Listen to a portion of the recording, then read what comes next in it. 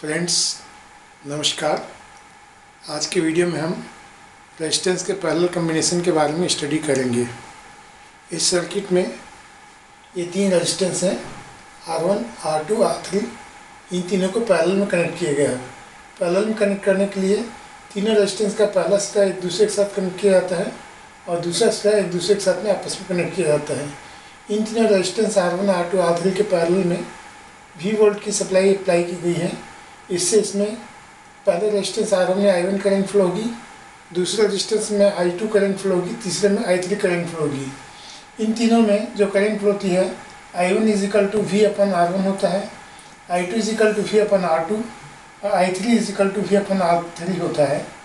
इसका equivalent resistance 1/R equivalent is equal to 1/R1 plus 1/R2 plus 1/R3 होता है।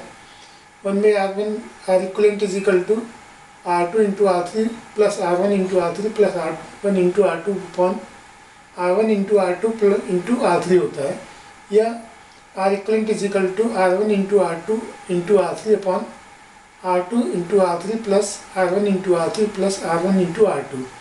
इसमें टोटल करंट I की वैल्यू होती है I upon I is equal to V upon R equivalent. यहाँ पे total current I is equal to यहाँ जो I करंट फ्लो होगी, ये टोटल करंट I यहाँ से जो फ्लो होगी ये इजिकल टू होगा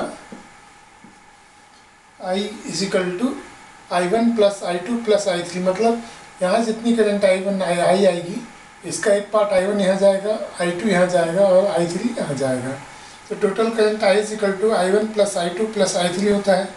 यहाँ पर जो अप्लाइड वोल्टेज V होता है, इसके अक्रॉस जो वोल्टेज आएगा इस रेजिस्टेंस के across V1 is equal to V होता है।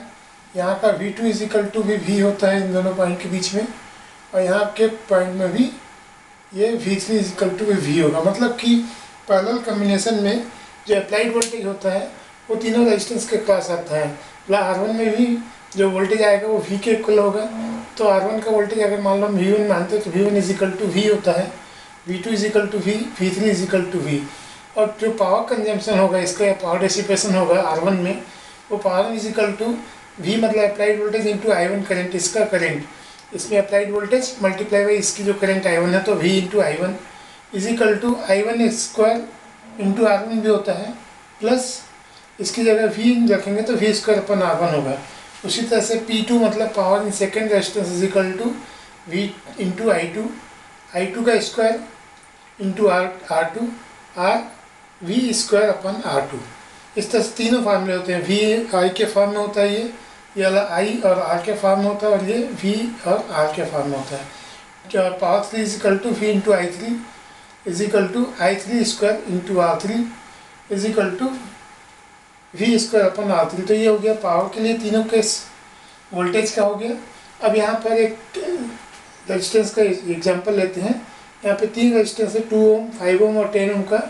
इन तीनों का पैरेलल कॉम्बिनेशन होगा R equivalent is equal to 2 into 5 into 10 upon 5 into 10 plus 2 into 10 plus 2 into 5 is equal to 100/80।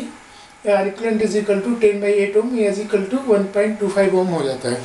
तो इस तरह से हम देखते हैं कि जब तीन रेजिस्टेंस पैरेलल में होते हैं तो इसका जो टोटल रेजिस्टेंस होता है इसके मिनिमम रेजिस्टेंस से भी कम हो जाता है।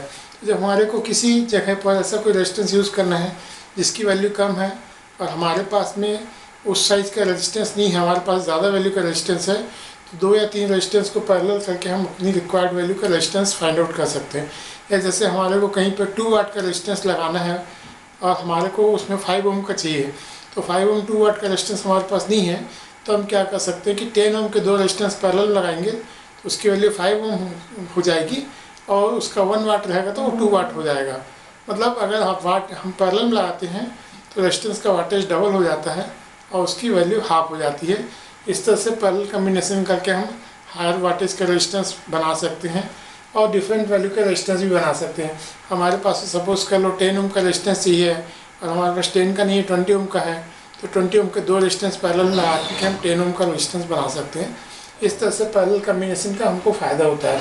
और कहीं कहीं पर हम सीरीज और पैरेलल कॉम्बिनेशन का एक साथ करके सीरीज पैरेलल कॉम्बिनेशन करके भी रेजिस्टेंस की वैल्यू बना देते हैं, जिससे कि हमको डिफरेंट वैल्यू के रेजिस्टेंस मिल जाते हैं और ये जो सीरीज पैरेलल कॉम्बिनेशन होता है रेजिस्टेंस का, इसी के साथ में कहीं पर ट्रांजिस्टर के साथ भी रेजिस्टेंस लगा है तो दोनों का एज ए रेजिस्टेंस करके समझ करके कैलकुलेशन किया जा सकता है। और पूरे सर्किट का करंट कैलकुलेशन जो है टोटल रेजिस्टेंस के ऊपर डिपेंड करता है। रेजिस्टेंस का काम सर्किट में फ्लो होने वाली करंट को कंट्रोल करना है।